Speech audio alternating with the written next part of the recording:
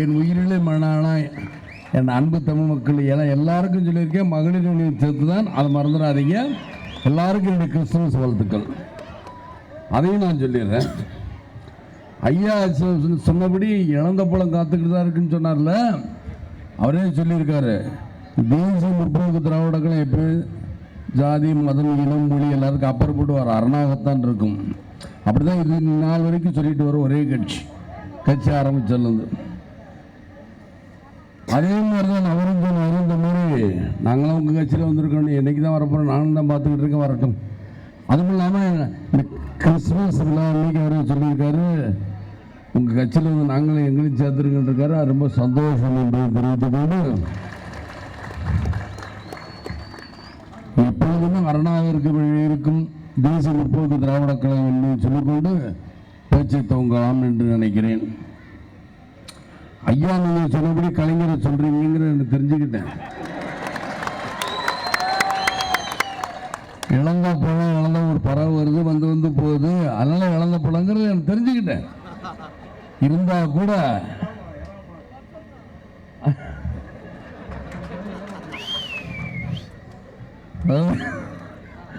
ஐயா, அதாவது ஒரு சின்ன காமெடிக்காக பேசுறது ஒன்றும் எழுத வேண்டாம் யாருமே. இப்போ ஒரு சினிமாவுக்கு போனாருனாங்க, அன்னைக்கு ஏன்டா எங்கள் வீட்டில் சொல்கிறாங்கன்னா, ஐயா நீங்கள் வருத்தப்பட்டுக்க கூடாது, இப்போ இழந்த பழம் பாட்டாது பாடுற நேரமாவது அப்படி பார்த்தா நான் அப்படி திருப்பிடலாமல வேட்டேன். நான் அதெல்லாம் பேச விரும்பவில்லை. ஏன்னா இது வேற, இதோட கதையெல்லாம் வேற. சிறுபான்மை மக்களை காப்பாற்றுறேன்னு சொல்லிட்டு ஏமாத்திரம் கொள்ள பேர் இருக்காங்க. ஏமாந்திராபிங்கிறது தான் சொல்ல வருகிறேன்.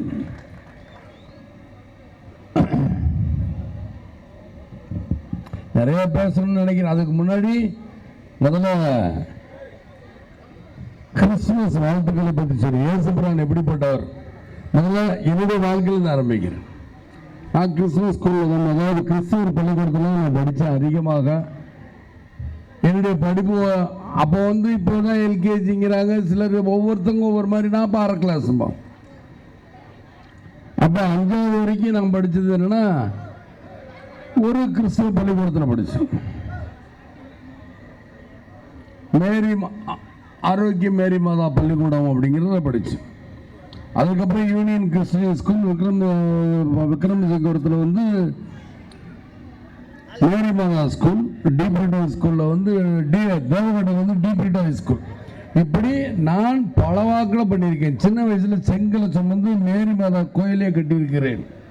அது உங்களுக்கு எல்லாம் தெரியும். நான் அப்படித்தான் இந்த வாழ்க்கை தொடங்கி இருக்கிறேன். சரி, நான் அப்படிதான் தொடங்கினேன்னா, இன்னைக்கு கிறிஸ்து இப்படி என்ன பண்ணாரு, ஏழைகளுக்காக வாழ்ந்தார், ஏழைகளுக்காக உயிர்ந்தவர் தான். அப்படிப்பட்ட மகான் தான் கிறிஸ்துவர், இயேசு கிறிஸ்து. அவர் 3வது உயிர்த்தெழுந்து மேலே போறாரு. அப்படி அதுக்காக உங்களை காப்பாற்றுறவங்களுக்கு தான் அவர் மாட்டுக்கூடையில பிறந்தார். ஏன் நினைச்சிருந்தா மாநிலத்தில் கூடத்திலும் பிறக்கக்கூடாதா? ஏன் மாட்டுக்கூடையில பிறந்தார்? உங்க எல்லாருக்கும் தெரியணும். அதுக்குத்தான் இன்னும் சொன்னார், பேராயர் என்பது அப்படிங்கிறது பேராயர் விளக்கம்னு சொன்னார். அதுக்கு ஏனென்றால் அதை நான் பற்றி பேச விரும்பவில்லை. இங்கிலீஷில் அந்த ஸ்டைலாக சொல்கிறாங்க, ஹிந்தியில் ஒரு ஸ்டைலாக சொல்லுவாங்க. ஒவ்வொரு மொழியிலையும் ஒவ்வொன்றுக்கும் ஒவ்வொரு பேர் இருக்கு. ஆக எல்லா இடத்துலையும் அன்பு காட்டணுங்கிறதான் கிறிஸ்துமஸோடது. நான் அன்பு காட்டுறேன், அதுதான் எந்த விதமும் இல்லாமல் இருக்குங்கிற பழமொழி நான் அப்போ வச்சிருக்கேன். இவர் சொன்னாரே, தேசிய முற்போக்கு திராவிட கழகம். தேசிய முற்போக்கு தான், தேசத்தில் முற்போக்கு குழுவோட தான் நான் இந்த விஜயகாந்த் இல்லை என்று சொல்லல். ஆனால் எந்த திராவிட கழகத்தை சொல்றாருன்னு சொல்லல. ஐயா அவர்களே தயவுசெய்து மன்னிக்க வேண்டும் என்று தாழ்மையை கேட்டுக்கொள்கிறேன். என்னுடைய மாவட்டத்தில் காமராஜர் அவர்கள் மன்னிக்கணும்னாரு. அம்மா இருக்கும் திசையை கும்பிட்டு விட்டு பேச்ச ஆரம்பிக்கிற மாதிரி பேச்ச ஆரம்பிச்சு அப்படிலாம் இருக்கக்கூடாது.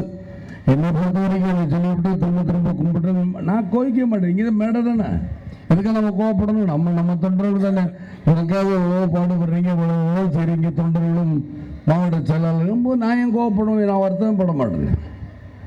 வருத்தப்படுறவங்க அவங்க தான். அரசியல் பேசணுன்றால் இத்தனை பத்திரிகை நம்ம அரசியல் பேசணுமா அப்படின்னு அவங்கள்ட்ட தான் கேட்கணும். அரசியல் பேசணுமா, அதுக்கு கையெழுமனா முன்னிருப்பாங்க. பேசலாம் எழுதணும், பேசலாம் எழுதுறோம் இல்லையா? அரசியல் பேசணும்னு நினைக்கிறீங்க. ஏன்னா இது கிறிஸ்துமஸ் விழா. இருந்தாலும் ஐயா அவர்களே இன்னைக்கு வந்து பேசணும், நானும் பேசலாம். இன்னைக்கு வந்து பார்த்தீங்கன்னா இன்னைக்கு மெட்ராஸ் சிட்டி, இந்த மெட்ராஸ் சிட்டியில் வந்து ஜெயலலிதா அவர்கள், அதாவது குற்றவாளி ஜெயலலிதா அவர்கள் ஆட்சி செய்யும்பொழுது என்ன சொன்னாங்க, நாங்கள் வந்து கொசு தொந்தரவு அதிகமாக இருக்கு, அப்பா போதுமிட எங்களுக்கு கொசுக்கடி நாராயணாங்கிற ஒரு பத்திரிகையில் படித்தேன். இருந்தாலும் இந்த கொசு தொந்தரவு இருக்கும்போது 30 கொசு இயந்திரம் வாங்குறேன்னாங்க, அது அப்படியே கிடக்கு. அதுக்கப்புறம் 5 லட்சம் செடி மொச்சி செடி வாங்குறேன்னாங்க, அது அப்படியே கிடக்கு. 6 லட்சம் 6 லட்சம் கொசுவில் வாங்கி கொடுப்போம். நாங்கள் கொசுவில் நேரம் வாங்கி கொடுத்துருந்தா தானே முழுப்போக்க விளம்பரம் ஒவ்வொரு பேப்பர்லேயும் கொடுத்து அவங்க போட்டிருப்பாங்களே, அதையும் கொடுக்கல. அதெல்லாம் என்ன ஆச்சு? அது சுவாகா, டிவியில் சொன்ன மாதிரி சுவாகா. ஆனால் அது அப்படியே போயிடுச்சு அந்த. அதே மாதிரி தான் பார்த்தீங்கன்னா இன்றைக்கி பார்த்தீங்கன்னா எவ்வளவோ நிகழ்ச்சிகள் அடுக்கிட்டே போகலாம். இன்னைக்கு சட்டசபையில் ஒரு மந்திரி சொல்றாரு 2% தான் சேலரி பேரு அப்படின்னு. உடனே இன்னைக்கு இருக்கிற பன்னீர்செல்வம் நம்ம சொல்றாங்க, இவங்க இருக்கிற நான் என்ன பொறுத்தவரை 0 பன்னீர்செல்வம் தான். அந்த 0 என்ன வித்தியாசம்? அவர் சொல்ல 60 கோடி ரூபா, சுமார் கிட்டத்தட்ட 19,000 கிலோமீட்டருக்கு எப்படி 60 கோடி ரூபா பத்தும்? நீங்க எந்த சாலையில் சொல்றீங்க? ஸ்டேட் சாலையில் சொல்றேன். மந்திரி அவர் சொல்றாரு ஸ்டேட் ரோடு சொல்றாரா, இல்ல மாவட்ட ரோடு சொல்றாரா, சுகர் கேனுங்கிற இணைப்பு சாலையில் சொல்றாரா? இப்படி அடிக்கிட்டே போகலாம், அடிக்கிட்டே போகலாம். மொத்தம் 19,000 கிலோமீட்டர். 19,000 கிலோமீட்டருக்கு சாதாரண 1 கிலோமீட்டருக்கு ரோடு போடுறதுன்னா, ஹைவேஸ்ல போடுறதுன்னா, ஸ்டேட் ஹைவேல பண்ண 1 கோடி ரூபா ஆகும். 19,000 கிலோமீட்டருக்கு போடுறதுன்னா என்ன ஆகுச்சு நீங்களே பார்த்துக்கணும்.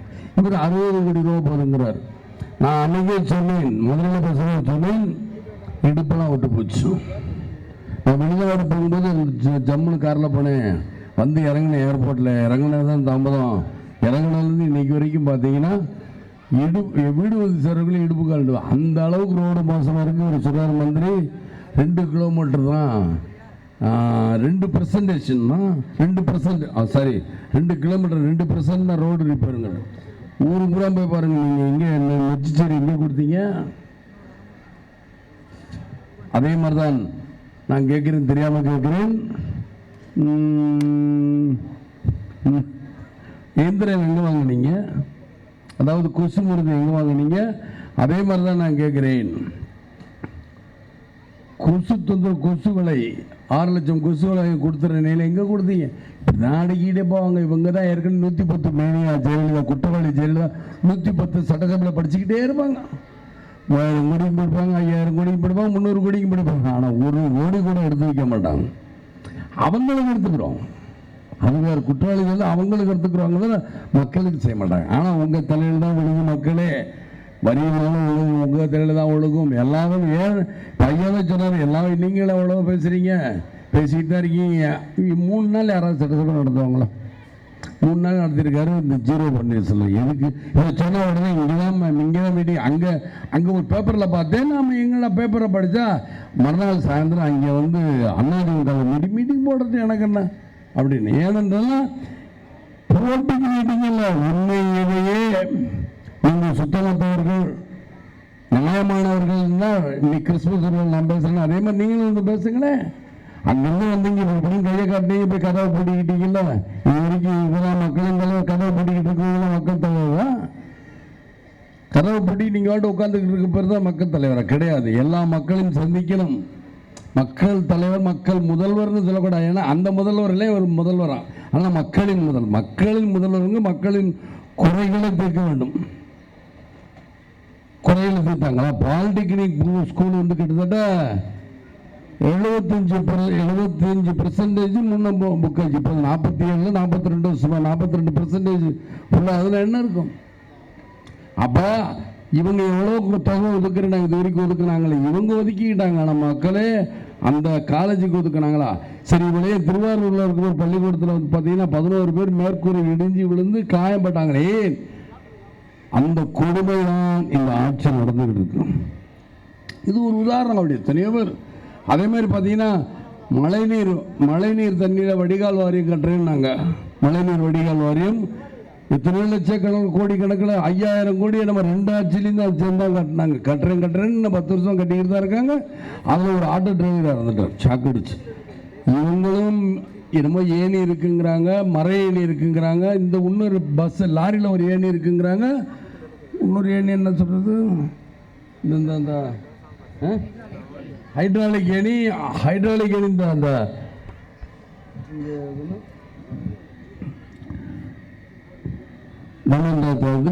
அது என்னமோ ஏணின்னு சொல்லுவாங்க. அந்த ஏணிக்கெல்லாம் போட்டு பார்த்து என்ன பிரயோஜனம், ஒருத்தர் உயிர் பெறுதான். அப்படி எத்தனையோ இல்லை. அதே மாதிரி தான் தோட்டாள பகுதியில் பார்த்தீங்கன்னா மணல் அள்ளுறாங்க, அங்குள்ள ஏழை மக்களை போலீஸ்காரங்க அடிக்கிறாங்க. விருத்தாச்சலத்துலையும் பார்த்தா அதே மாதிரி தான் அடிக்கிறாங்க. திட்டமிட்டு விருத்தாச்சலம் இருக்கிறவங்க வந்து கஞ்சி காய்ச்சி ஊற்றுறாங்க. திட்டமிட்ட செயல்.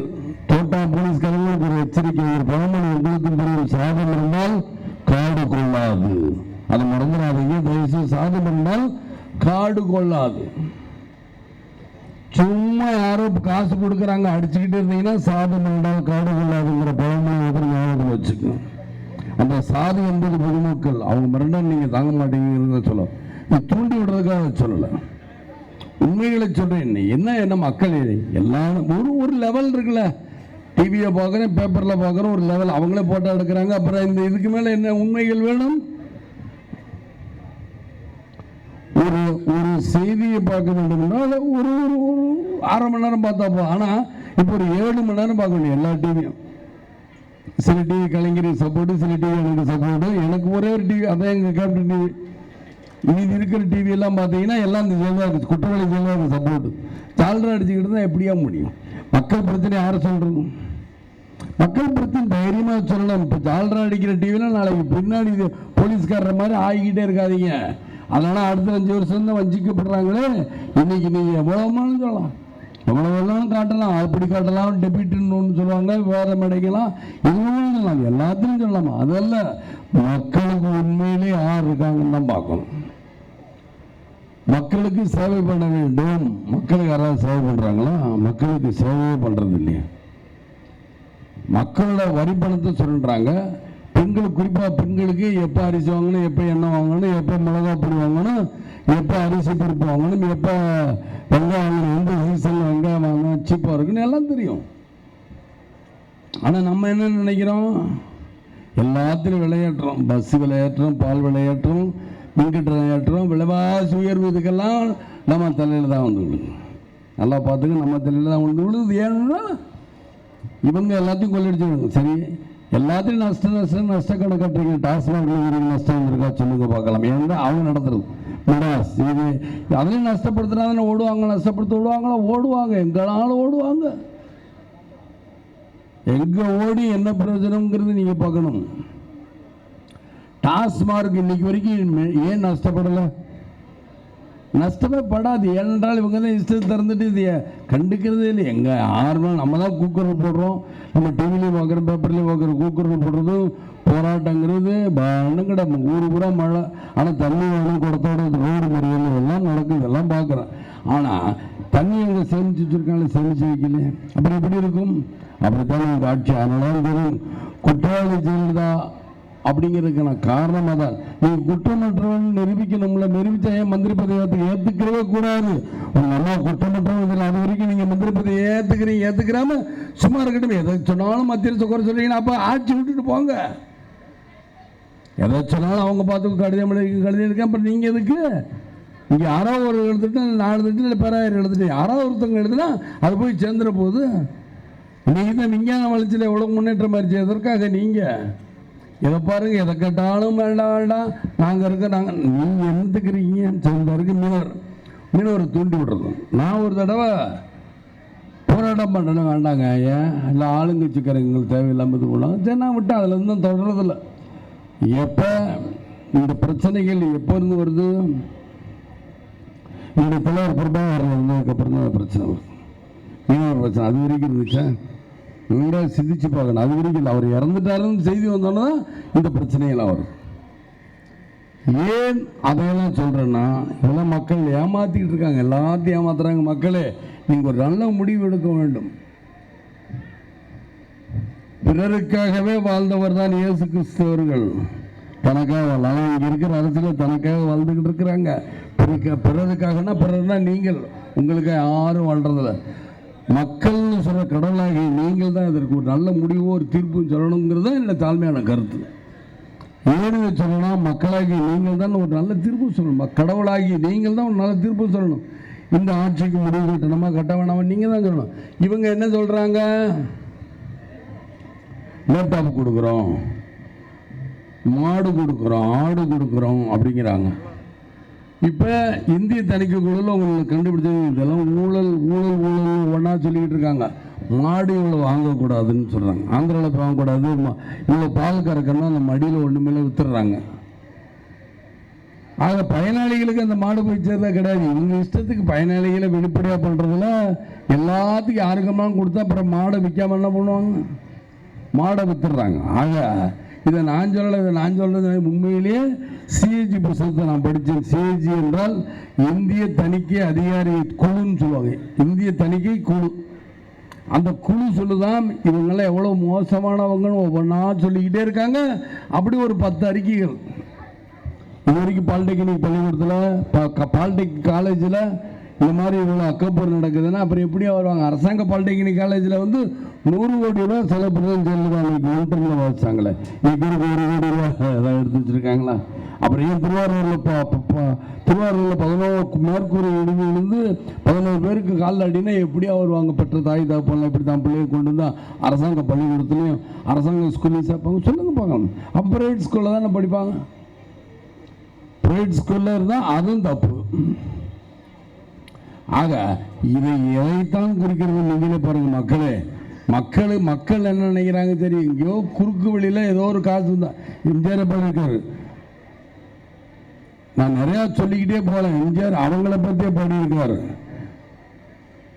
அது நாளும் கெட்டவளே அடுத்த கெட்டவங்க நானும் கெட்டு போவதற்கு முன்னால் திருத்தி விட்டால் அடி போதுமடி ஒரு தலைமுறைக்கு புத்தி வந்தது அப்படின்னு பாடுவார் எம்ஜிஆர். பட்டிக்காட்டு புண்ணியாலா அந்த மாதிரி ஒரு பாட்டை நானே பார்த்துருக்கிறேன். இதை வந்து என்னுடைய ஃபோன் எடுத்துகிட்டு வரல, வண்டியில் இருக்கு, இல்லாட்டி இப்படியே சவுண்டு வச்சேன்னா கேட்கும்.